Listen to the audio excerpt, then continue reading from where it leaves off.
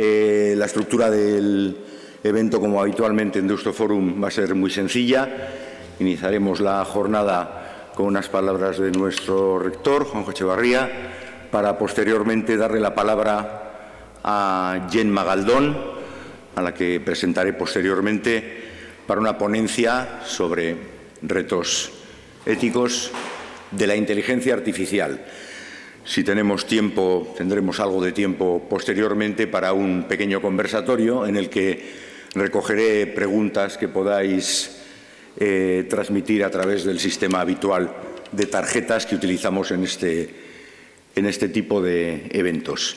Entonces, comenzamos sin más dilación, dando la palabra al rector Juanjo Echevarría. Egunon guztioi, bienvenidos, bienvenidas a la Universidad de Deusto en este acto de Deusto Forum, ongi etorriak. En estos tiempos es difícil pensar en un espacio social, una institución o incluso una persona para quien los efectos de la irrupción de lo que ya denominamos coloquialmente inteligencia artificial no sean relevantes. Privacidad, libertad, igualdad, consentimiento, algoritmos, datos. La ética y la técnica se miran de frente una vez más, como lo han venido haciendo a lo largo de toda la historia de la humanidad, pero en esta ocasión con diferentes e importantes matices que surgen, yo diría, de la profundidad, velocidad, alcance y contenidos de este fenómeno.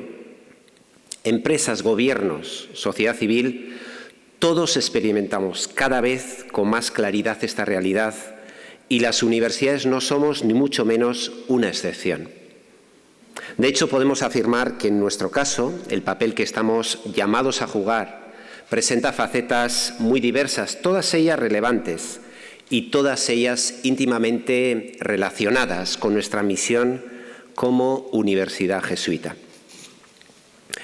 Ya en el preámbulo de nuestro plan estratégico, reconocíamos explícitamente esta multifacética y compleja responsabilidad, asumiendo que la sociedad espera de nosotros que nos impliquemos en aportar soluciones creativas a través de la formación, la generación y transmisión del conocimiento, la reflexión, el debate y el diálogo entre diferentes.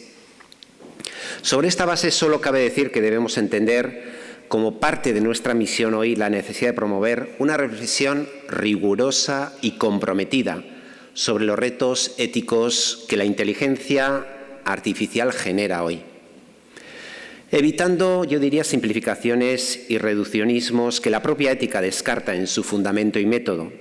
Por eso es de vital importancia afrontar sin complejos el análisis de los principios éticos que la aplicación acrítica de la inteligencia artificial corre el riesgo de fragilizar, poniendo en serio peligro la plasmación concreta en nuestras sociedades de condiciones materiales para la libertad, la igualdad o la justicia.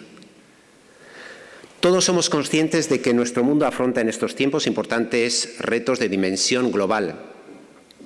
Cómo organizar políticamente sociedades que convivan pacíficamente, cómo asegurar unos niveles básicos de bienestar y justicia para todas las personas, o cómo garantizar la sostenibilidad y diversidad de nuestro mundo, son algunos de ellos. Situarnos adecuadamente frente a ellos no puede hacerse hoy sin entender el papel que puede jugar para su superación el correcto diseño e implantación de los avances en el campo de la inteligencia artificial. Como universidad estamos dando algunos pasos en esta dirección. Lo hicimos en el año 2018 con la publicación de la Declaración Deusto de Derechos Humanos en Entornos Digitales. Y ahora estamos trabajando en un posicionamiento respecto al uso de la inteligencia artificial en los procesos de docencia, investigación y transferencia y gestión que constituyen nuestro quehacer diario. Fijando nuestra mirada en la labor docente e investigadora, los nuevos avances en inteligencia artificial nos están moviendo ya a desarrollar algunas acciones específicas, al menos en dos frentes. En primer lugar, generando dinámicas de trabajo interdisciplinar orientadas a entender y afrontar lo que supone la irrupción de las herramientas basadas en inteligencia artificial en el propio desempeño educativo, soportes digitales, sistemas de evaluación, metodologías temáticas. Somos conscientes de que no existe aspecto docente que se pueda considerar al margen de esta nueva realidad. En segundo lugar, reforzando también nuestra oferta docente con propuestas centradas en la formación de profesionales éticamente competentes en este campo. En esta línea creo que merece la pena destacar la puesta en marcha de este mismo curso de un programa experto en ética digital que busca precisamente ofrecer un espacio de formación, investigación y transferencia de conocimiento para profesionales que quieran dotarse de las competencias necesarias para incorporar la perspectiva ética ante este reto global. Como último apunte, es importante reconocer que en el trasfondo de la discusión sobre la inteligencia artificial laten, con nuevos importantes matices, las grandes cuestiones, yo diría las grandes cuestiones sobre la naturaleza del ser humano. Inteligencia, conciencia, creatividad, son conceptos cuyos significados y límites parece necesario repensar a la luz de los recientes avances. Por eso, no es extraño escuchar a muchos pensadores que nos recuerdan con insistencia que la reflexión ética que es preciso hacer en estos momentos concierne tanto a lo humano como a la inteligencia artificial. Ciencias sociales y humanas, ciencias de la salud, derecho, economía, ingeniería, filosofía, política, podemos admitir que prácticamente todos los saberes de la humanidad están llamados a participar en el debate. Dicho esto, creo que resulta fácil entender la pertinencia de esta sesión del Deusto Forum que organizamos hoy, así como la intención que la motiva, que no es otra que contribuir al esfuerzo colectivo por entender lo que supone y, sobre todo, lo que puede suponer la irrupción en nuestras vidas a todos los niveles de la inteligencia artificial. Somos conscientes de que promover y participar en el debate, recogiendo aportaciones de personas expertas que nos puedan ayudar, es una condición de partida para poder contribuir en la búsqueda de soluciones para orientar adecuadamente las oportunidades que ofrece y comprender los riesgos éticos que plantea también. Y termino, por eso no puedo sino agradecer a la ponente Gemma Galdón su disponibilidad para participar en este Deusto Forum y a todas las personas que nos acompañáis hoy aquí, reconociendo el interés de una temática que ya está marcando y lo seguirá haciendo sin duda en los próximos años el devenir de nuestras sociedades. Y sin más dilación, invito a tomar la palabra a nuestro profesor de Deusto, Peru Sasía, director del programa de experto en ética de digitalización y de la inteligencia artificial aplicada, así como a nuestra ponente invitada, Gemma Galdón. Muchas gracias. Eskerrik asko guztioi. Tanto en la propia difusión de esta jornada como en una rápida búsqueda en Internet de Gemma Galdón localizamos con facilidad los elementos más relevantes de su perfil profesional.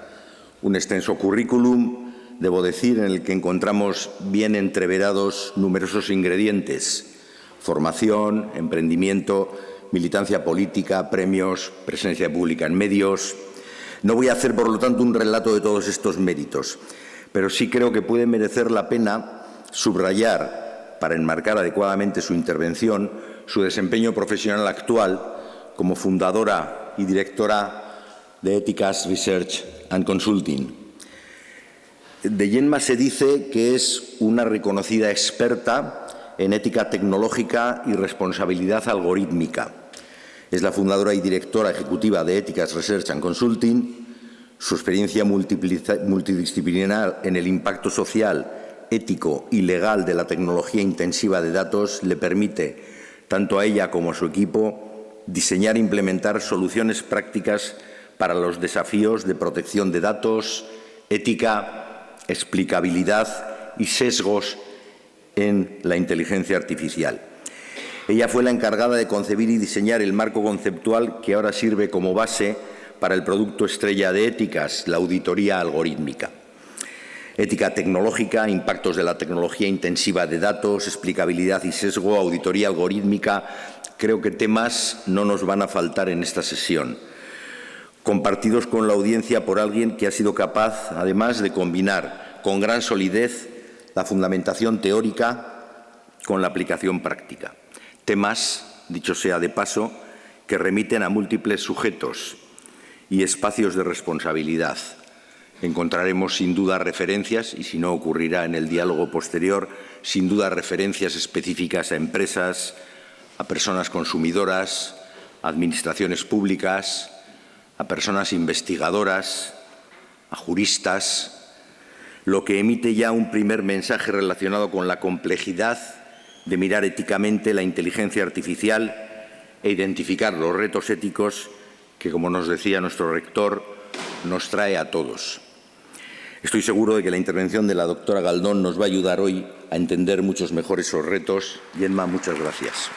Mi nombre es Gemma Galdón Clavel, yo dirijo Éticas, una organización que empezó en Barcelona y ahora estamos constituidos en Estados Unidos, en un momento increíble para la ética de la inteligencia artificial, porque por fin Estados Unidos y el ecosistema innovador de Estados Unidos ha descubierto que la tecnología no es todo bueno, que hay que entender también los riesgos y mitigar esos riesgos, con lo cual ahora mismo tenemos por primera vez un verdadero diálogo transnacional, global, sobre los riesgos de la inteligencia artificial. Hasta hace muy poco Europa estaba muy sola en abordar estos temas. Hoy Estados Unidos está planteando de forma muy activa todos estos temas. China está regulando también la inteligencia artificial, con lo cual hay un momento de reconocimiento global de que si queremos aprovechar lo que nos da la inteligencia artificial tenemos que hacerlo con responsabilidad, entendiendo cuáles son esos retos éticos y ese impacto en la cotidianidad, en las formas de ser, de trabajar, de vivir de las personas. Hablábamos de auditoría algorítmica, que es la base de lo que trabajamos. Y yo soy de formación, y lo digo poco, pero en un ámbito académico creo que es importante no olvidarlo. Yo de formación soy historiadora, pero llevo 15 años trabajando en tecnología y dirigiendo equipos técnicos. Y una cosa que siempre me ha obsesionado es cómo ser útil, cómo hacer que el conocimiento que tengo académico como historiadora de comprensión de las dinámicas sociales e históricas nos podía ayudar a entender mejor la tecnología. Y lo que me he encontrado es que el conocimiento que tenemos las personas que venimos de las ciencias sociales y humanas, cuando vemos, miramos, estudiamos, trabajamos con la tecnología, aporta un valor increíble. Y aporta un valor increíble que nos permite pensar en soluciones a los retos actuales de este tipo de tecnologías. Una de las soluciones con las que venimos trabajando más y que está teniendo más éxito en términos de adoptación es esta auditoría algorítmica, esta forma de inspeccionar sistemas de inteligencia artificial para identificar cuáles son sus problemas y abordarlos en tiempo real. Hacemos estas auditorías tanto de forma interna, cuando una empresa nos contrata, una administración nos contrata porque desarrolla sistemas de inteligencia artificial y le auditamos, pero también nos aliamos con la sociedad civil para hacer ingeniería inversa de los sistemas que impactan sobre sus grupos, los grupos con los que trabajan.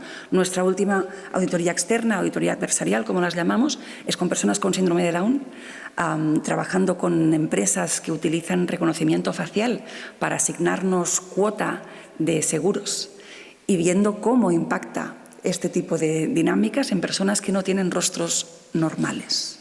Para la inteligencia artificial, y lo voy a contar con más detenimiento, la normalidad es muy importante y no ser normal es muy perjudicial en sistemas de inteligencia artificial, con lo cual esta auditoría nos ha permitido cuantificar cómo y cuánto discriminan los sistemas de reconocimiento facial a las personas con síndrome de Down. Hemos trabajado también con mujeres víctimas de violencia doméstica, con el algoritmo Biogen que se utiliza en España desde 2007 para asignarles riesgo, para descubrir también cuáles son los sesgos de este tipo de sistemas. Con lo cual, lo que hacemos es explorar cuáles son las posibilidades de entender e inspeccionar estos sistemas para que la sociedad tenga más herramientas, pero también los políticos más herramientas para asegurar que regulamos, que controlamos, que desarrollamos inteligencia artificial responsable. Muchas veces digo que en Éticas nos dedicamos a construir los cinturones de seguridad de la inteligencia artificial y me parece que es una imagen muy útil. Al final no lo pensamos, pero un coche no necesita cinturón de seguridad. Muchas veces desde la parte técnica es como, bueno, pues no necesitamos ni privacidad ni auditorías. Yo puedo conseguir que mi sistema funcione sin ser auditado. El coche también puede funcionar sin cinturón de seguridad, pero nadie vendería ni compraría un coche sin cinturón de seguridad, porque entendemos que los coches son mejores cuando tienen cinturón de seguridad, porque son más seguros, y eso es importante. Lo que hacemos con auditorías algorítmicas o con cualquier otra metodología de intervención para mejorar la calidad y la seguridad y la protección de personas en entornos de inteligencia artificial es precisamente construir ese equivalente del cinturón de seguridad. O ahora, en varios ámbitos se empieza a hablar de adaptar una especie de ensayos clínicos para la inteligencia artificial, unos espacios de testeo que permitan entender cuáles son los impactos de esas tecnologías antes de que lleguen a la población. Durante la pandemia se argumentó como las vacunas contra COVID tuvieron que pasar un proceso de ensayos clínicos, hubo gente que murió mientras se hacían esos ensayos clínicos, pero nadie cuestionó los ensayos clínicos. Sabíamos que la única forma de vacunar de forma segura a toda la humanidad prácticamente era pasando unos ensayos clínicos que nos permitieran validar que esas vacunas eran realmente seguras para inocular a prácticamente toda la población. Pues es la misma lógica, y la buena noticia es que como sociedad, las sociedades democráticas, hemos demostrado durante mucho tiempo que sabemos hacerlo. Sabemos desarrollar metodologías de ensayos clínicos, sabemos construir cinturones de seguridad, hemos sabido proteger a la humanidad de la innovación desde hace siglos, con lo cual la inteligencia artificial no tiene por qué ser nada diferente. La gran cuestión ahora mismo que está sobre la mesa es cómo. Y para llegar al cómo es importantísimo entender qué es la inteligencia artificial. Y quería dedicar los próximos minutos un poco a generar un conocimiento, una comprensión parecida entre todos nosotros de qué son los sistemas de inteligencia artificial, porque para empezar ya el nombre lleva a la confusión. La inteligencia artificial ni es inteligente ni es artificial. Cuando utilizamos una terminología que nos acaba llevando a una confusión social general, ¿no? Parece que estemos reproduciendo capacidades humanas en sistemas técnicos y para nada. Al final, la inteligencia artificial lo que hace es recoger grandes bases de datos del pasado, procesar esa información del pasado para encontrar patrones de normalidad, como decía antes, y buscar la reproducción de esos patrones. Y esa capacidad es increíble y nos permite desarrollar un montón de cosas que antes no podíamos hacer y nos permite como humanos acceder a una capacidad de procesamiento de datos complejos que sin inteligencia artificial no tendríamos. Pero para poneros un ejemplo de qué quiere decir eso, pensemos en algo que utilizamos absolutamente todos, el GPS. ¿Quién no ha utilizado un GPS para saber cómo ir de la universidad al Casco Viejo o al Guggenheim? ¿Qué hace la inteligencia artificial detrás de un sistema de GPS? No hay una persona mirando por la ventana diciendo hoy en la calle Mayor, hoy puedes venir bien. Lo que hay es un sistema que lo que hace es procesar los datos del pasado, cómo se ha movido la gente entre Deusto y el Guggenheim históricamente, a pie o en coche, dependiendo de lo que lo pidamos, y hacemos el prompt nosotros, decimos quiero ir caminando, quiero ir en coche o quiero ir en transporte público, y lo que hace es coger en esos datos del pasado qué ha hecho la mayoría de la gente. Pues la mayoría de gente ha ido por el puente o por donde sea, y nos recomienda, entiende que lo que ha hecho más gente seguramente es lo mejor, que el trayecto óptimo es el más transitado, y nos sugiere que hagamos eso. Si algún día alguien va de Deusto al Guggenheim por otra vía, lo eliminamos. Es como esta persona tenía un compromiso, la inteligencia artificial está entrenada para que ignore a esos outliers y se centre en ese patrón de qué es lo que ha hecho más gente. Después de tener ese patrón general, datos del pasado, qué ha hecho la gente en el pasado, sin datos del pasado la inteligencia artificial no tiene gasolina, no funciona. Búsqueda de patrones y reproducción de patrones. Eso lo hace también Netflix cuando nos sugiere la siguiente película que queremos ver. Nadie está haciendo un análisis complejo de nuestra personalidad ni nuestro humor en el día de hoy de si queremos ver Sonrisas y lágrimas o Misión Imposible. Lo que hace el algoritmo, es decir, la mayoría de personas que han visto Sonrisas y lágrimas después han decidido ver Misión Imposible. Como lo ha hecho la mayoría de gente, entiendo que puedes querer ver lo mismo que ha visto la mayoría de la gente. Con lo cual, de nuevo, datos del pasado, cuáles son los patrones de visualización de esa película en el pasado y qué ha elegido la mayoría de gente para ver después. Algo bastante sencillo en términos de entenderlo. A esa lógica le podemos añadir normas, tanto en el GPS como en Netflix o cualquier otra plataforma. En el GPS, los desarrolladores de GPS lo que entienden es que podemos tener datos del pasado, pero que en tráfico es muy importante si hay una obra hoy o si hay un atasco hoy. Con lo cual le metemos normas a esa lógica de datos del pasado, patrón, reproducción del patrón. Le decimos, si en esos datos del pasado hay alguna disfunción entre lo que históricamente ha ocurrido, pero hoy tú estás viendo que en los últimos 30 minutos, 15 minutos, una hora, esos son decisiones de diseño del algoritmo, hay algún cambio, lo que toma preferencia es lo que ocurre en los últimos 15, 20, 30 minutos, una hora. Porque sabemos que eso es relevante porque puede ser que hay una obra. En el caso de Netflix podemos decidir entrenar la inteligencia artificial con datos de todo el mundo o podemos decidir que igual los patrones de visualización durante nuestro ocio son diferentes dependiendo de nuestra edad. Con lo cual, si el sistema conoce nuestra edad, le entrenamos solo con los patrones de visualización de las personas de nuestro rango de edad o de nuestra zona geográfica. Los patrones de visualización no son los mismos en España que en Estados Unidos que en Singapur. Con lo cual, utilizaremos para entrenar, podemos elegir qué datos le damos para entrenar, no tenemos que entrenarlo con absolutamente todos. Y esas son las decisiones de diseño que acaban constituyendo los atributos principales de los sistemas de inteligencia artificial.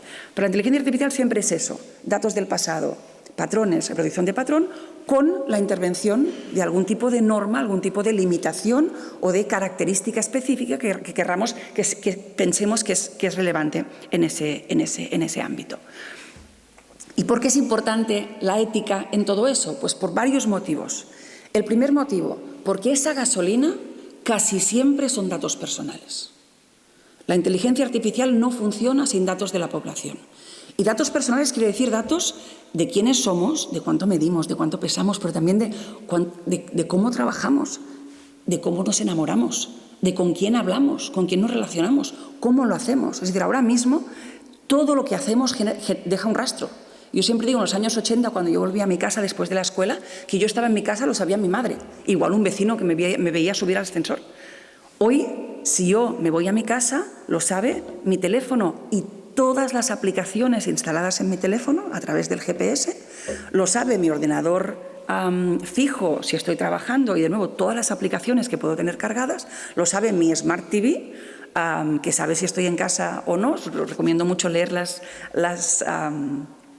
instrucciones de las Smart TV, porque todas llevan en el manual de instrucciones, que ya no nos leemos nadie, pero hay un momento en el que dice recomendamos no tener conversaciones sensibles delante del televisor, porque estas pueden ser escuchadas por el sistema. Si tenéis una Smart TV en vuestra habitación, en vuestro dormitorio, no tengo que deciros el nivel de intromisión que puede suponer este tipo de recogida de datos.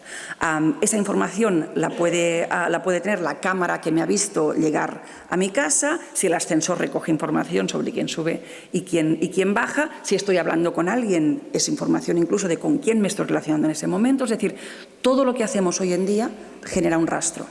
Esos rastros son lo que alimentan los sistemas de inteligencia artificial. Con lo cual es importantísimo hablar de ética porque es nuestra información y en muchos casos nuestra información privada la que alimenta a esos sistemas. Con lo cual creo que es evidente la importancia de hablar de una declinación social y humana de los impactos de estos sistemas técnicos. Y lo insisto porque es poco habitual, pero sigue ocurriendo que desde ámbitos técnicos se desprecia la capacidad o la relevancia de abordar los temas de inteligencia artificial desde esa perspectiva más multidisciplinar. Con lo cual, tenemos al final unos sistemas que cogen datos del pasado, buscan patrones y los reproducen. A veces, el resultado del sistema de inteligencia artificial se reintroduce de forma inmediata sobre el sistema. Es decir, Cuando el GPS nos dice la mejor forma de transitar de A a B es por la calle Mayor, lo que hace es que personas que igual pensábamos tomar otra ruta, acabamos tomando la calle Mayor. Con lo cual nos convertimos en un punto de datos que realimenta el sistema, con lo cual, al cabo de un tiempo, todo el mundo pasa por la calle Mayor. Al final, en esa identificación de patrones, lo que hacemos es crear una forma, solo una forma de relacionarnos con la movilidad urbana, por ejemplo. Eliminamos, la inteligencia artificial siempre tiende a eliminar a esos outliers, a esas minorías, a esas formas diferentes de transitar la ciudad o esas formas diferentes de disfrutar del ocio de las plataformas de televisión. Y eso, que en ámbitos de entretenimiento, que es el ámbito donde tenemos más historia de desarrollar tecnologías de inteligencia artificial, que funciona en ámbitos de lo que llamamos bajo riesgo, como si al final, si te sugiero una mala ruta para llegar al Guggenheim, no se muere nadie. Si la película que te sugiero después de ver otra película no te gusta, no pasa nada. Lo que estamos viendo es que cuando pasamos estos procesos, estas metodologías de trabajo con datos a ámbitos de alto riesgo, cosas que hasta ahora no eran tan relevantes se convierten en muy, muy, muy relevantes. Esa idea de eliminación de los outliers, de buscar patrones, se gestiona de forma muy diferente o tiene impactos muy diferentes cuando vemos, por ejemplo, cómo se procesan nuestros datos o nuestro riesgo en un entorno bancario. Cuando vamos a pedir un crédito, desde hace mucho tiempo los bancos se apoyan en sistemas de inteligencia artificial para asignarnos un riesgo. Y el escenario en el cual el trabajador del banco tomaba la decisión hace un montón de tiempo que ya no existe. Todos tenemos un riesgo asignado a nuestro perfil con nuestro banco, con nuestros bancos. Y ese perfil de riesgo es el que determina si se nos dan o no servicios. ¿Qué ocurre? Para determinar ese perfil de riesgo, el banco lo que hace es coger los datos históricos de sus clientes, cuáles han sido mis mejores clientes, con eso alimento una inteligencia artificial que identifica cuál es el patrón de buen cliente y busca reproducirlo. ¿Qué ocurre? En los datos históricos del banco, seguramente hay muchos más hombres que mujeres, porque las mujeres, por un tema histórico, estamos infrarrepresentadas como clientas de bancos, porque hasta hace relativamente poco no abríamos cuentas, no podíamos abrir cuentas corrientes solas. Incluso hoy seguimos trabajando en sectores más informales, donde seguramente no tenemos una nómina domiciliada, no tenemos un trabajo estable, con lo cual nos convertimos en outliers. Somos el equivalente a la persona que, en lugar de irse por la calle Mayor a nuestro punto de destino, se va dando tumbos. Y la inteligencia artificial eso no le gusta. No somos el patrón más habitual entre el cliente óptimo del banco, con lo cual sabemos que las mujeres, cuando vamos al banco, recibimos entre 10 y 20 veces menos servicios bancarios que los hombres, sencillamente por estar infrarrepresentadas en los datos de entrada. Es decir, esa dinámica de coger datos del pasado, buscar patrones y reproducirlos, cuando pueden funcionar en Netflix o en el GPS, cuando lo utilizamos en otros entornos, las consecuencias sociales pueden ser catastróficas y pueden llegar a la eliminación, prácticamente a la eliminación de ciertos perfiles en ciertos sectores. Porque ¿qué ocurre? Cuando tenemos una base de datos sesgada inicialmente, el primer día el banco dará préstamos y servicios financieros a las mujeres en menor cuantía. Si tenemos solo un 20% de mujeres clientas del banco, pues seguramente solo el 20% de las mujeres van a recibir ese crédito o ese servicio bancario. Pero al día 10 las mujeres desaparecemos. Porque, como os decía, la inteligencia artificial genera esos loops de aprendizaje, con lo cual todo el mundo acaba pasando por la calle Mayor. Todo cliente óptimo acaba siendo el cliente masculino con un trabajo estable. Y eso que ocurre en bancos ocurre en muchísimos otros servicios. Nos hemos encontrado, por ejemplo, en utilización de inteligencia artificial para valorar currículums. En toda grande empresa ahora utiliza como primer filtro para hacer una valoración de los posibles candidatos a incorporarse a un lugar de trabajo. El primer filtro, cuando se reciben miles de currículums para una posición, ese primer filtro es una inteligencia artificial. ¿Cómo se entrena esa inteligencia artificial? Pues se cogen los currículums de las personas que ya están trabajando, en algunos casos de las personas con mejor desempeño que ya forman parte de la plantilla, alimentamos a la inteligencia artificial busca patrones y busca cuáles de los nuevos currículums se parecen a los currículums de las personas que ya están incorporadas y tienen un buen historial de desempeño. ¿Qué nos encontramos cuando hemos hecho auditorías de ese tipo de sistemas? Que en un caso en Estados Unidos, uno de los motivos que se tenía en cuenta para asignarnos mayor valor como trabajadores era si los candidatos jugaban a lacrosse. Lacrosse es como el equivalente al pádel, es un deporte muy masculino y muy de élite en Estados Unidos. Es una forma de clasificación social y de género que acaba determinando a quién contratamos. Y yo creo que ningún empresario pondría jamás que jugar a lacrosse es uno de los motivos por los cuales habría que contratar a alguien. Pero la inteligencia artificial, que lo que hace es buscar patrones, lo que ves es que la mayoría de currículums que me has dado, la gente pone como hobby lacrosse, con lo cual entiendo que te interesa, el patrón es lacrosse, el patrón es contratar a más gente que juegue a lacrosse, o que sea de una zona característica, o que haya ido a una universidad específica. Con lo cual, al final, la inteligencia artificial, cuando la entrenamos con datos muy heterogéneos, el GPS lo entrenamos con datos todos muy parecidos, son datos de movilidad, hay poco margen de error en esos datos de entrenamiento. Cuando entrenamos en entornos más complejos, metemos un currículum, no controlamos qué pone la gente en su currículum.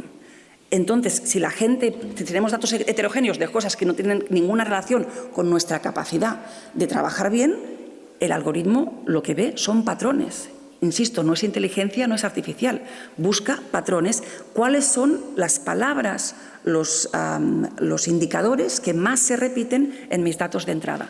Y busco reproducirlos, con lo cual acabamos tomando decisiones que son erróneas o en base a indicadores que jamás en un proceso humano hubiéramos determinado, pues búscame a personas que jueguen lacrosse y que hayan estudiado en Princeton. Pues igual buscaríamos otras cosas. También os digo, echa la ley, echa la trampa. Hay mucha gente que está aprendiendo ya, cuando mandamos un currículum que sabemos que tiene que pasar una primera fase de inteligencia artificial, pones Princeton en letras blancas, que no son visibles para el ojo humano, pero sí que son visibles para la máquina, y así ya te aseguras de que puedes pasar. O cuando uno de los indicadores con los que a veces se entrenan este tipo de inteligencias artificiales es que el currículum reproduzca las palabras clave de la oferta de trabajo.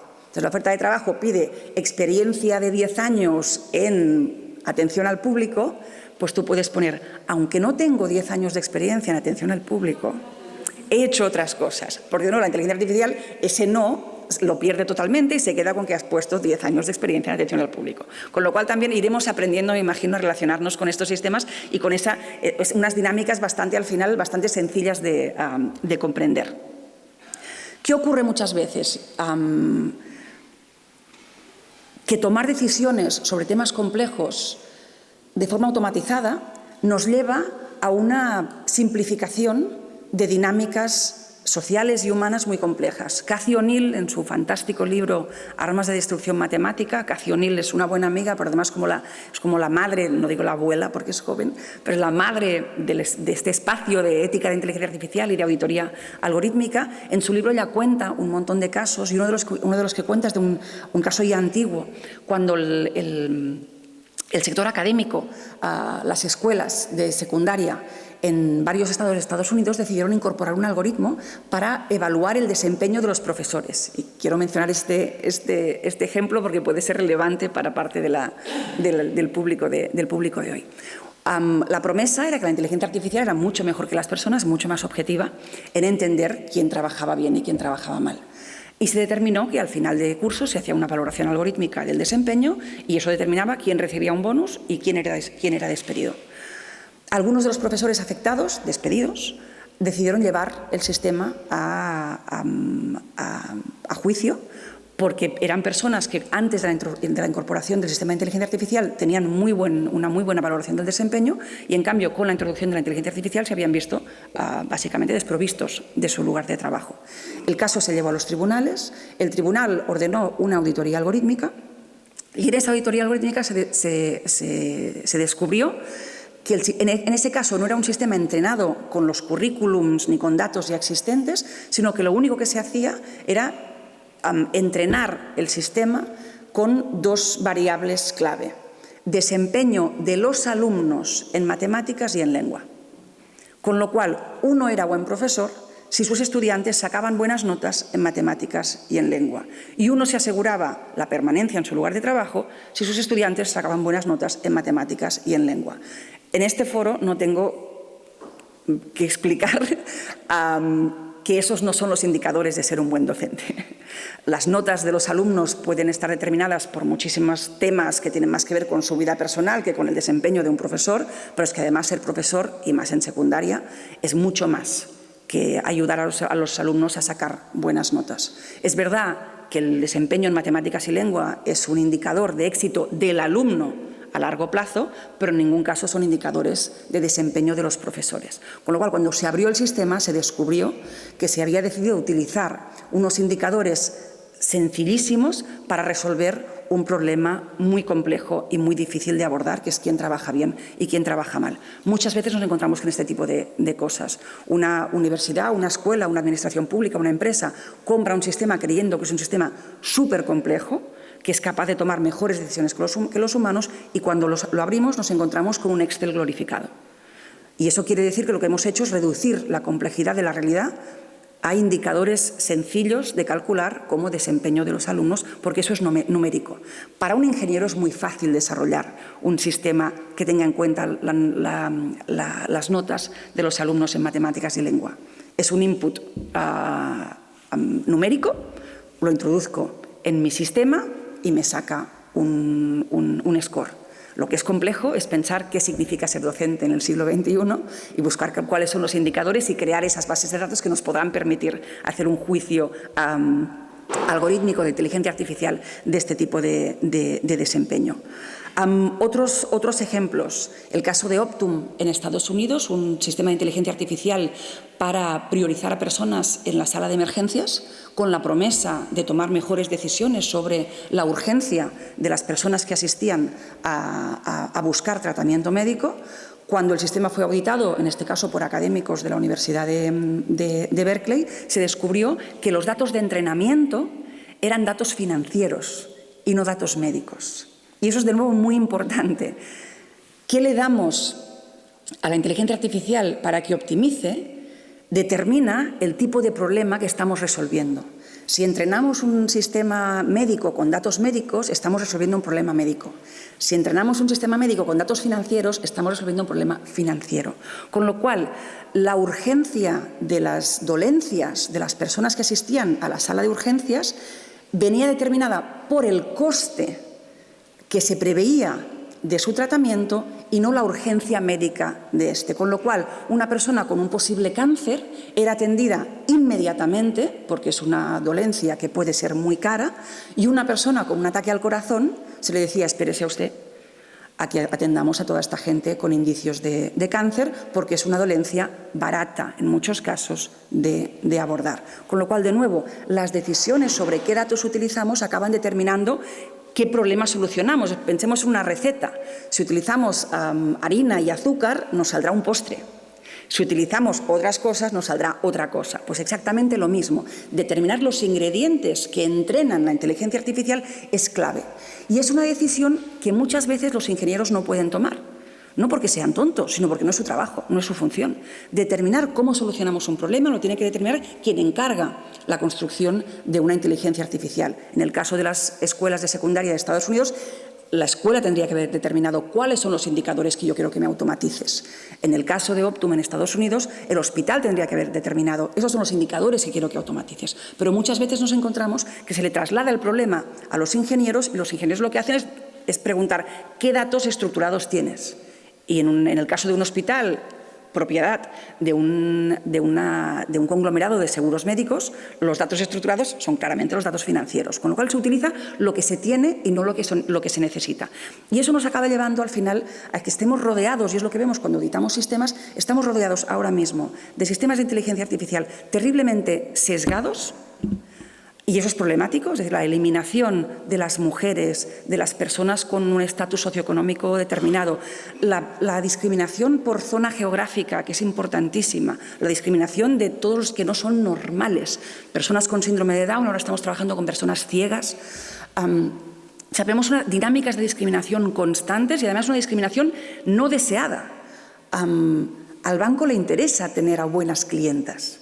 Cuando utilizamos un sistema de inteligencia artificial que discrimina a las mujeres porque estamos infrarrepresentadas en los datos de entrenamiento, estamos tomando una mala decisión. Y eso me parece que es muy importante. Lo que vemos ahora mismo a nuestro alrededor es una inteligencia artificial de muy mala calidad porque está terriblemente sesgada en formas que muchas veces pueden ser indeseadas, pero además contiene muchísimos errores. Estamos tomando ahora mismo con inteligencia artificial peores decisiones que las que tomábamos sin inteligencia artificial, porque no hemos sido capaces de entender cuáles son las diferentes dinámicas en las que tenemos que intervenir para asegurar que ese output del sistema de inteligencia artificial sea un output ajustado a lo que queríamos resolver. Hay tantos momentos de error en la elección de los datos de entrada, en la elección del modelo algorítmico, en el labeling de los datos, en la asignación posterior del output. Hay tantos momentos de error. Nosotros, cuando auditamos, tenemos mapeados 15 momentos de sesgo que tienen que ser auditados en cualquier sistema, con lo cual 15 momentos en los cuales se pueden tomar malas decisiones, y eso nos lleva al final a que tomemos malas decisiones. Si utilizamos inteligencia artificial, ahora mismo estamos contratando a personas que no son las mejores entre la pila de currículums que tenemos. Estamos priorizando a estudiantes en la universidad, estamos priorizando a personas para tratamiento médico de formas erróneas. Lo mismo que ocurre con Netflix. ¿Cuántas veces Netflix os ha propuesto una película que realmente os interesara? Ese margen de error, cuando lo trasladamos a espacios de alto impacto, se convierte en tragedia. Ya no tiene ningún tipo de gracia. En Gran Bretaña, hace 2 años con la pandemia, 3 años ya, se sustituyó la selectividad por un algoritmo, porque se renunció a hacer el examen físico. El algoritmo se determinó que lo que iba a utilizar como datos de entrada serían la información, los datos de las notas históricas de los estudiantes. Pero para que no fuera solo un cálculo de una media y para tener en cuenta pues, que el estudiante podría haber hecho más esfuerzo en el último año o menos, o que había otros elementos a tener en cuenta, y para asegurar también que si uno aprobaba la selectividad tenía plaza en la universidad. O sea, de nuevo, con inteligencia artificial podemos jugar con un montón de variables que sin inteligencia artificial no podríamos jugar. Con lo cual se cogió los datos históricos de cada alumno y se metieron algunas normas, pues como en el GPS, 30 minutos, pues algunas normas para asegurar que se casaba la cantidad de alumnos que querían carreras con las carreras disponibles. Se publicaron los datos, con lo cual los alumnos sabían cuál era su índice de referencia, porque ellos podían hacer su media de notas. Y empezaron a utilizar las redes sociales para denunciar cuando les habían bajado su nota media que ellos podían calcular. Y se empezó a ver que la gente que se quejaba eran de forma sistemática personas que vivían en entornos socioeconómicos depravados. En Gran Bretaña, además, hay mucha separación geográfica entre clases sociales. Hay escuelas de ricos y escuelas de pobres. En España está todo más mezclado, pero en Gran Bretaña es más sencillo ver estas dinámicas, con lo cual se pidió una auditoría del sistema. Y se descubrió que una de las normas que se había incorporado era que si uno había ido a una escuela con menor tasa profesor-alumno en clase, o sea, menos alumnos por profesor, se le subía la nota. Es verdad que cuando uno va a una escuela, a una universidad con menos alumnos, a una escuela antes de la universidad, a una escuela con menos alumnos por profesor, el índice de éxito posterior es mayor. Es decir, es un indicador educativo clarísimo, pero también es un proxy de clase social. Las escuelas con más alumnos por clase son las escuelas más pobres, en zonas más pobres, con alumnado más pobre. Con lo cual, un indicador educativo se había convertido en un proxy de entorno geográfico y entorno económico. con lo cual se acabó dejando fuera de la universidad a un montón de personas solo porque venían de este tipo de espacios y porque eran al final outliers. Una persona con buenas notas en un mal instituto es un outlier, con lo cual la inteligencia artificial tiende a hacerlos desaparecer. Y permitidme aquí que introduzca una parte que para mí es muy personal. Esta idea de los outliers. Yo soy outlier. Mi madre me tuvo con 14 años. Mis abuelos fueron refugiados de la guerra civil y tenemos una historia familiar marcada por el trauma y por la tragedia de este país. Cuando yo era pequeña, si a mí se me hubiera asignado riesgo, seguramente nadie hubiera invertido en mí. ¿Para qué? ¿Qué posibilidades de éxito tiene alguien que viene de un entorno totalmente desestructurado con una madre que se queda embarazada con 14 años y que tiene una niña con 14 años? Tuve la suerte en los años 70 y 80 en que nadie hacía estos cálculos. A mí se me permitió jugar. Un ejemplo igual un poco más feliz. Hace 2 años en la Copa América, Rafa Nadal llegó a la final, no sé si os acordáis. Las casas de apuestas le daban un 4% de posibilidades de ganar. En un mundo algorítmico le hubiéramos dicho, Rafa, no salgas. 4%, ¿para qué? Y lo que vemos en los sistemas algorítmicos es que tomamos esas decisiones. Si tienes un 4% de posibilidades de éxito, no vayas. Un 4% de posibilidades de éxito, no vayas a la universidad. Rafa se le permitió salir a jugar y ganó. La inteligencia artificial no permite estos casos. En la inteligencia artificial, personas como yo, con entornos, con historias diferentes, anómalas, que no son la norma, son constantemente, se nos impide salir a jugar. Y eso ocurre en absolutamente todos los entornos. Si no somos capaces de desarrollar una inteligencia artificial que incorpore a los outliers, que incorpore esos perfiles diferentes, tomaremos decisiones equivocadas, pero además que siempre se equivocan con los mismos. Y eso creo que es un motivo de preocupación de toda la población. Y no sé si me quedan 5 minutos más, porque quería añadir algo que me imagino que está en la cabeza de todos, que es ChatGPT. Porque hasta ahora estaba hablando de los sistemas de inteligencia artificial vinculados a lo que llamamos los recommender systems, sistemas de recomendación o de asignación de riesgo, que creo que tienen que ser un espacio de preocupación brutal. Creo que ChatGPT muchas veces nos está alejando de las dinámicas de inteligencia artificial en las que estamos viendo más víctimas y más problemas, que es la toma de decisiones vinculada a riesgo, lo que se utiliza para determinar en muchos países si alguien accede a cobrar el desempleo, si consigues un trabajo, si se te da un préstamo, qué tipo de tratamiento médico se te tiene que dar. Es decir, los sistemas de asignación de riesgo y de recomendación son los que tienen más impacto sobre posibilidades vitales, laborales y de todo tipo sobre la población, y creo que tiene que ser un ámbito de estudio brutal. Pero tenemos ChatGPT y todo el mundo quiere hablar de ChatGPT. Lo primero, sabíamos que ChatGPT estaba viniendo. Lo segundo, ChatGPT no hace más que lo que hace el GPS. ChatGPT sabe funcionar si tiene un corpus cerrado de información del pasado, en este caso textos en un idioma en particular. Mi tesis seguramente ha sido utilizada, como está en el repositorio de la Autónoma, ha sido utilizada para entrenar ChatGPT. ChatGPT lo que hace es recoger fuentes escritas y desarrollar una multitud de algoritmos gramaticales, que lo que hacen es aprender, pero lo llamamos aprender, pero no es aprender. Lo que hacen es derivar, que cuando utilizamos una palabra en femenino, antes le ponemos la. Pero no lo aprenden como lo aprende un niño o una niña de forma gramatical. Aprende en base a patrones.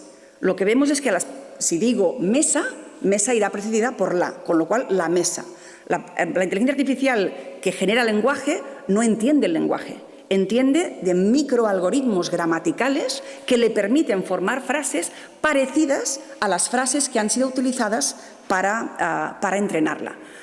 Cuando utilizamos inteligencia artificial de reconocimiento de imágenes, pues como DALL-E, por ejemplo, que nos permitía pedirle a un sistema de inteligencia artificial, hazme el siguiente cuadro de Dalí, de Picasso, de Rembrandt, de quien queramos. Y nos lo hacía, cogía el corpus de esos pintores y reproducía algo que siguiera los mismos patrones. Y eso que a nivel visual, como consumidores de esa información, es muy sugerente. Ver pues, un cuadro de Picasso que no existe, pero que se parece mucho a un Picasso, tiene también problemas muy evidentes. Picasso ya murió. su corpus creativo es un corpus cerrado. Si cogemos a un artista vivo y le pedimos a la inteligencia artificial, hazme su próxima obra, y después la comparamos con la próxima obra real del autor, vamos a ver que hay una diferencia brutal. Porque la forma de pintar, de escribir, de crear va a ir cambiando. Picasso mismo tuvo muchísimas fases diferentes y evolucionó. La inteligencia artificial no entiende de nada de eso. Coge un corpus cerrado, busca patrones y los reproduce.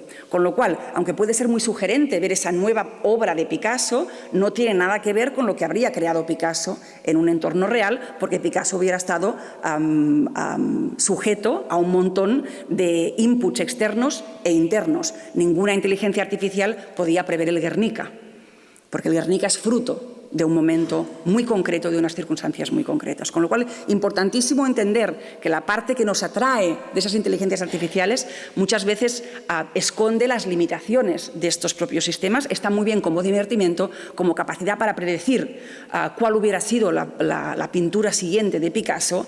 La validez que tiene es totalmente nula. Con lo cual, para empezar, tenemos ya un problema con el tema de la creatividad. Tenemos un segundo problema, que es el tema de la valoración, del poner en valor las fuentes de entrenamiento. Es decir, ¿cuánto hemos cobrado? Me imagino que aquí hay muchísimos doctores como yo. ¿Cuánto hemos cobrado las personas que hemos sido autoras de tesis doctorales para alimentar estos sistemas de inteligencia artificial? Pues absolutamente nada. Tenemos ahora mismo varios casos en tribunales de reclamación de propiedad intelectual sobre textos que han alimentado estas inteligencias artificiales. Una huelga de Hollywood que ha durado meses precisamente para reclamar protección ante el uso de guiones del pasado para alimentar inteligencias artificiales y la posibilidad de que se utilice los guiones del pasado, es decir, se expropia sin ningún tipo de compensación el trabajo de un montón de personas en el pasado y se utiliza para no darles trabajo en el futuro, con lo cual el resultado es terrible, una huelga que ha acabado con al menos una promesa de empezar a abordar este tipo de temas. Con lo cual tenemos ya un problema de cuáles son esas fuentes que alimentan la inteligencia artificial. Un problema añadido, que es muy diferente al que nos enfrentamos en los sistemas de recomendación y de riesgo, es que ChatGPT son tecnologías que llamamos interactivas. Nosotros jugamos con el sistema y a través de nuestra interacción cambiamos el tipo de resultado que se nos da. Eso no ocurre en los sistemas de recomendación o de riesgo. Yo al final, cuando me presento a un trabajo, presento mi currículum y no tengo ningún incentivo para presentar un currículum un poco diferente para ver qué pasa, porque no serviría de absolutamente nada. En cambio, con ChatGPT podemos ir viendo, hacer la pregunta de forma diferente. Y esas preguntas, a su vez, van retroalimentando el sistema. Con lo cual, se abre la puerta a algo que no ocurre en los sistemas de recomendación y riesgo, que es el uso malicioso.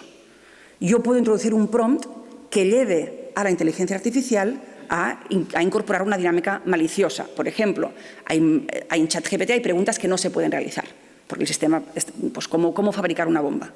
Pero le podemos decir, ya sé que no me puedes decir cómo fabricar una bomba, pero si me lo pudieras decir, ¿qué me dirías? Y nos lo dice.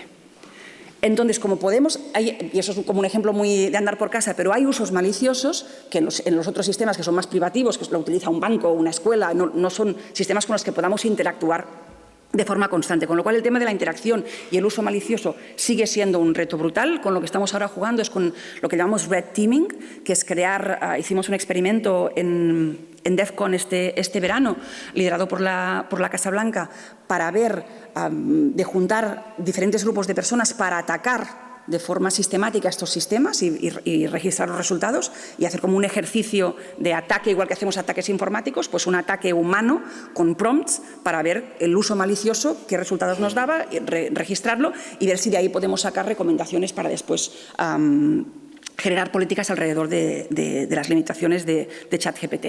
Y el tercer riesgo es que esa idea del loop, de que yo genero un resultado que después vuelve a alimentar al sistema, tiene impactos a nivel cultural y de creación mucho más significativos que los loops del GPS o los loops de los préstamos en los bancos. Básicamente, si hemos entrenado la inteligencia artificial con el conocimiento humano, histórico, del pasado, pero de ahora en adelante el 80% de la producción escrita y visual de nuestras sociedades está alimentada por inteligencia artificial, ¿quién va a crear y quién va a inventar? Porque, como decía al principio, una de las grandes limitaciones de la inteligencia artificial es trabajar con datos del pasado. ChatGPT ahora puede sorprendernos porque se vale de siglos de trabajo sin ChatGPT, de siglos de trabajo innovador, de personas pensando fuera del outside the box, como decimos en inglés, fuera de los límites establecidos, de outliers con posibilidad de publicar y de presentar sus ideas. Pero si entramos en una dinámica en la que lo que creamos como humanidad, si los periódicos, las noticias, son refritos de ChatGPT que retroalimentan a los sistemas de procesamiento del lenguaje natural, ¿quién va a tener las ideas nuevas?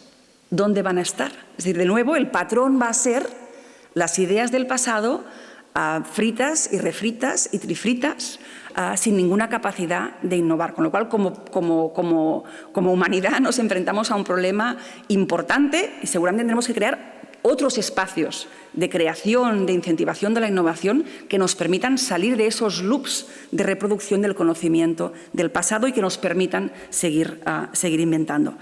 Para acabar, espero haber aclarado algunos conceptos, haber dado ideas de cuáles pueden ser las líneas de trabajo en el futuro, pero quiero dejaros solo con una idea, que es lo que más veo en mi trabajo. Creo que es muy importante entender que los retos de la inteligencia artificial no son retos técnicos con soluciones técnicas.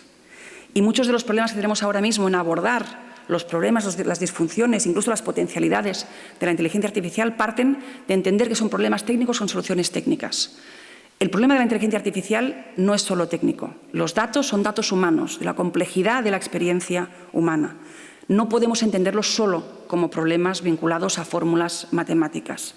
Son problemas sociotécnicos y su solución será también sociotécnica. Ningún algoritmo nos salvará de los problemas de sesgo, ineficiencia de los algoritmos. Tendremos que desarrollar nuevas formas de intervención sociotécnica, con lo cual la importancia de que desde los espacios técnicos se entienda a la sociedad. Siempre digo, un ingeniero no puede codificar una sociedad que no entiende.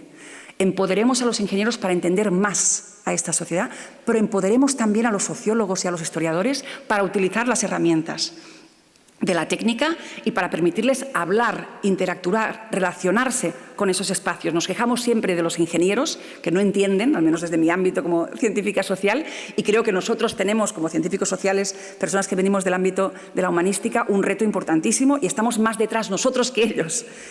Desgraciadamente, en ciencias sociales y humanas se ha hecho muy poco esfuerzo para incorporar los temas técnicos en la forma como nos relacionamos con la innovación a nuestro alrededor. Creo que tenemos, y como universidad me gustaría acabar con ese mensaje, los retos del presente y del futuro son sociotécnicos, con lo cual el conocimiento del presente y del futuro tiene que ser también sociotécnico. Muchas gracias. Creo que podemos recoger preguntas, ¿verdad, Magdalena? Si alguien quiere escribirlas y hacérmelas llegar, pues haré un sabio filtrado que no será algorítmico, será muy personal, filtrado como puedo hacerlo aquí. En todo caso, para empezar, a mí me gustaría continuar justo donde has acabado. Durante toda la exposición ha quedado bastante claro que hay un terreno de juego muy pertinente para lo que podríamos llamar ética defensiva, es decir, una ética que brille. De hecho, has empezado con la metáfora del cinturón de seguridad. Y hay, me imagino, que podemos pensar en regulaciones, autorregulaciones, incluso consumo responsable por parte de la ciudadanía, algunas medidas. Pero claro, la ética es mucho más que eso, y creo que por ahí apuntabas, con cuya incluida la Facultad de Ciencias Sociales y Humanas a la que pertenezco, de que hay saberes que no estamos participando lo suficiente. He preferido entender que porque no nos dejan más que porque no queramos, pero lo digo yo, no sé.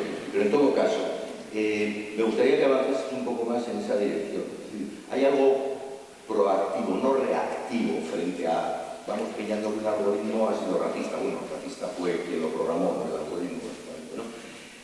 Hay algo que proactivamente podemos hacer, además de la ética defensiva, que es mucho más deontológica, digamos.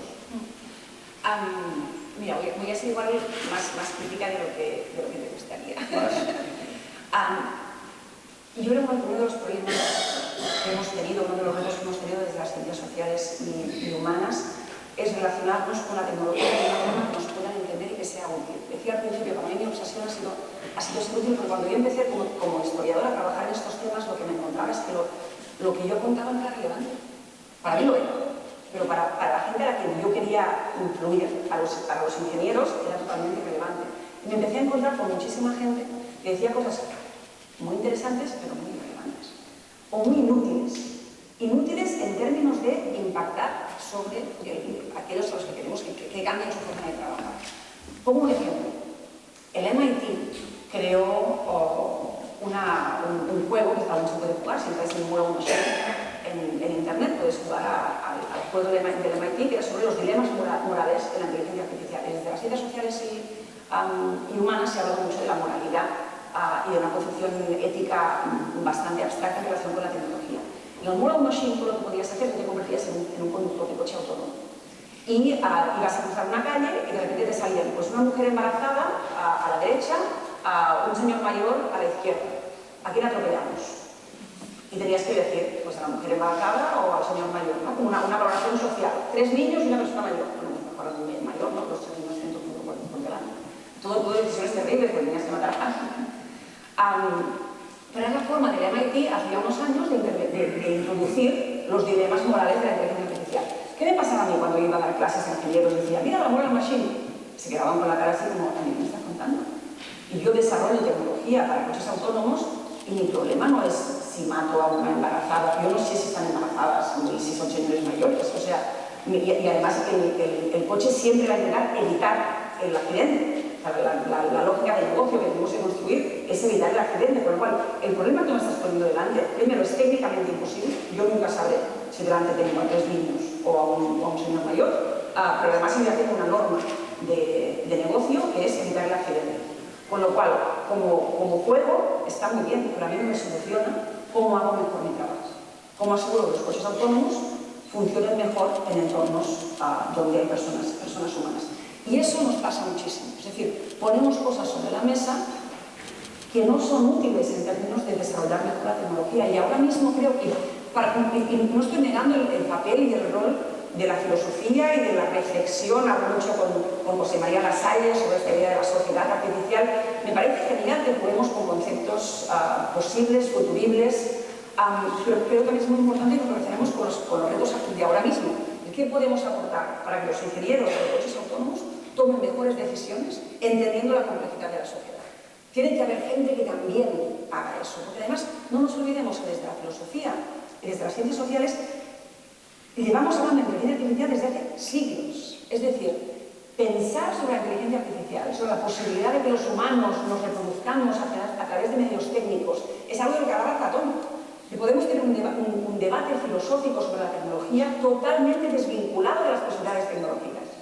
Lo que nos hace falta ahora, porque las posibilidades tecnológicas ya están aquí, nos están impactando de formas muy importantes, es separarnos o proteger ese espacio de reflexión filosófica divorciada del avance tecnológico, pero nos hace falta un espacio de pensamiento e intervención que se relacione de forma directa con los retos ahora mismo de construir este tipo de sistemas, regular este tipo de sistemas y proteger a la población de los sistemas que funcionan mal. Con lo cual, yo creo que lo que hago es abogar por unas ciencias sociales y humanas que aborden el hecho tecnológico de una forma diferente, mucho más práctica. Recojo varias cosas, es una intervención sobre varias de ellas. Genera mucho interés pues, todo lo que has manifestado sobre sesgos. Hay un par de preguntas que tienen que ver con cómo es posible trabajar o tratar de evitar sesgos en una sociedad naturalmente sesgada, añadiendo el matiz de que no nos olvidemos que un proceso de selección de personal es un proceso básicamente discriminatorio. Lo que buscas es diferencialmente discriminar, no buscas igualar, sino discriminar, ¿no? ¿Hay alguna otra pregunta sobre estas cuestiones? Pero casi preferiría que enganches esa con otra pregunta que dice si puedes explicar un poco más en qué consiste una auditoría algorítmica. Me imagino que está algo que salta a esos problemas. Si nos lo cuentas. El tema de los sesgos. Sí, los sesgos vienen de la sociedad. Vivimos una sociedad terriblemente imperfecta. Pero si pensamos en el mundo offline, en todos los ámbitos más o menos institucionales, institucionalizados, públicos y privados, se nos pide que hagamos un esfuerzo de inclusión. Las grandes empresas tienen que contratar a un porcentaje X de mujeres y pagarles salarios equivalentes. Y esto por obligación. hemos tenido que crear políticas para asegurar que la industria de nuestro país corrige el sesgo de la sociedad. Obligamos a las empresas a contratar a un porcentaje de personas con discapacidades, porque es la forma como conseguimos construir sociedades inclusivas. ¿Qué ocurre? Que esta exigencia que tenemos en el mundo offline no la hemos reproducido en el mundo online. Es decir, asumimos, como la sociedad es sesgada, yo también lo voy a ser. Mira, no. Que la sociedad sea sesgada no te da permiso para pagar menos a una mujer cuando trabaja en un trabajo equivalente al de un hombre, o a no contratar a personas pues eso, con síndrome de Down o que puedan tener algún tipo de discapacidad o forma diferente de funcionar, trabajar, pensar o expresarse. Pues básicamente lo que debemos hacer es exigir a la inteligencia artificial que haga lo mismo que hace cualquier otro sector de la industria, que es aceptar que como parte de la sociedad tiene el deber de corregir esos sesgos. Y lo podemos hacer. Es decir, podemos, cuando un banco tiene solo a un 20% de mujeres en sus datos de entrada, podemos incorporar normas para asegurar que en los datos de salida las mujeres seamos del 21, 22, 23, 24 y con el objetivo de llegar al 50. Lo podemos hacer. Lo bueno de la inteligencia artificial es que nos permite contabilizar, cuantificar la discriminación y empezar a solucionarla y mostrar de forma muy evidente que estamos tomando pasos en el buen sentido. Sencillamente es cuestión de empezar a hacerlo, de no rendirnos y decir, como solo el 20% de las mujeres son mis clientas, pues yo voy a empezar dando el 20% y al cabo de 3 semanas voy a dar solo hipotecas al 3% de las mujeres. Eso es inaceptable. Es inaceptable en el mundo offline, tendría que ser inaceptable en el mundo mediado por sistemas técnicos. En cómo hacemos una auditoría algorítmica, pues un poco lo que os decía, tenemos 15 momentos de sesgo. Una cosa muy importante que hemos aprendido, llevamos 7 años ya haciendo auditorías, la mayoría de sistemas de auditoría que existían y que existen por ahí fuera lo que hacen son auditar solo el momento de in-processing, auditar solo el momento de cálculo, el momento de intervención del algoritmo, con lo cual se referencia en falsos positivos, falsos negativos, accuracy, que es como fidelidad de los datos, y lo que descubrimos es que auditar sistemas técnicos solo in processing nos daba resultados que no tenían nada que ver con su impacto en la sociedad. Con lo cual lo que hacemos cuando auditamos es incorporamos la parte de in processing, que es cuando tomamos la decisión técnica, pero también pre-processing, el preprocesamiento de datos, qué datos hemos tomado en cuenta, cómo nos hemos labelado, labeling, si es que ha habido algún proceso de labeling, qué tipo de preprocesamiento le hemos hecho, incorporar todo eso, lo que el ejemplo que os ponía del hospital. Si hubiéramos hecho una auditoría solo técnica, la auditoría nos hubiera dicho que el sistema de priorización hospitalaria era perfecto, porque pues, en base a los datos de entrada me da una accuracy ideal. Sin pre-processing no nos hubiéramos dado cuenta que el problema es que estás utilizando datos que no resuelven tu problema, con lo cual lo que aprendimos hace unos años es que teníamos que utilizar también el pre-processing, esos datos de entrada y los problemas y medir problemas y disfunciones en esos datos de entrada. Después valorar cuál es el papel de la parte técnica y después también post-processing, el post-procesamiento, porque muchas veces la recomendación algorítmica no determina una decisión final. Muchas veces hay lo que se llama el human in the loop. Hay una persona humana que tiene una cierta capacidad de intervenir sobre esas decisiones, con lo cual el impacto en sociedad está mediado por otros procesos. Y lo que vemos es la importancia de tener también en cuenta eso. Al final a mí me da igual cuántas mujeres hay en el momento de salida de tu sistema técnico si después resulta que todas en las intervenciones posteriores quitamos a las mujeres, o quitamos a los negros, o a las personas de malletas, o a las personas bajitas, o a los niños, o a las personas mayores. Es decir, las dinámicas de discriminación y sesgo que nos encontramos en los algoritmos son muchísimas. Básicamente, cualquiera que no sea el patrón normal y normativo en ese contexto concreto es directamente discriminada. Y eso pueden acabar siendo hombres con los ojos marrones, es decir, dependiendo del entorno, lo que no sea, cualquiera que no sea el patrón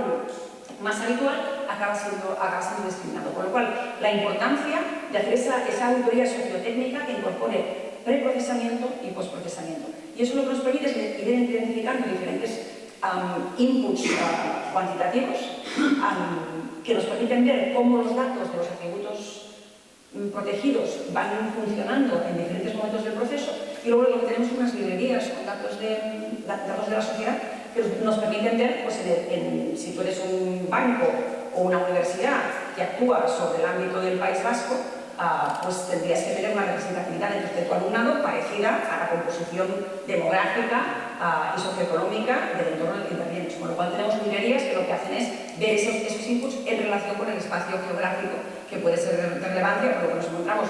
Empezamos a tener clientes, nuestro primer cliente fue en Estados Unidos, pero las dinámicas de discriminación son muy diferentes en Estados Unidos que en Europa y en Bilbao que en Madrid, seguramente. Es decir, pasan las dinámicas sociales son riquísimas y complejísimas.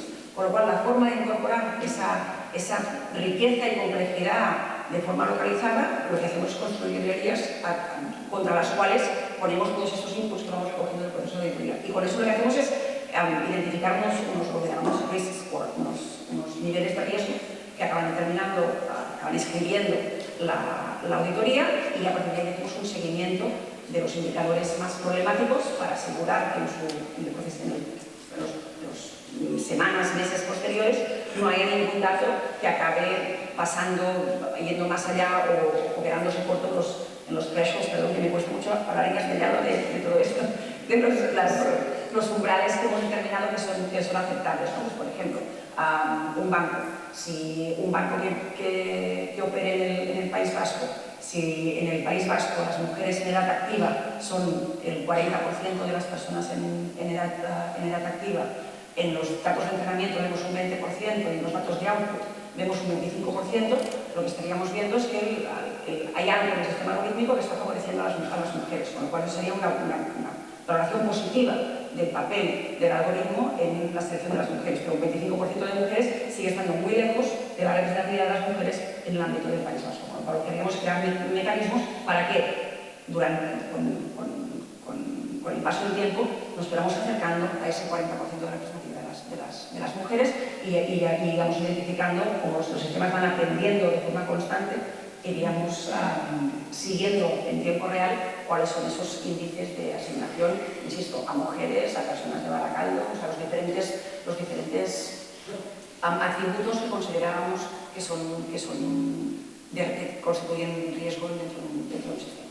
Hay varias preguntas que piden tu opinión para ir cerrando sobre, desde tu punto de vista, cuáles son las estrategias, teniendo en cuenta que todos nos imaginamos escenarios sombríos de futuro posibles, cuáles son las estrategias no solo de mitigación, pero bueno, también más prometedoras. Has hablado de que en Estados Unidos se está moviendo esa conciencia de que algo hay que hacer respecto a los riesgos típicos de la IA. En China también lo han nombrado, que seguro que ha sorprendido a más de uno. En Europa está en marcha el reglamento de la Unión Europea, la propuesta de reglamento, hay un montón de normativas sobre uso algorítmico en empresas, etc.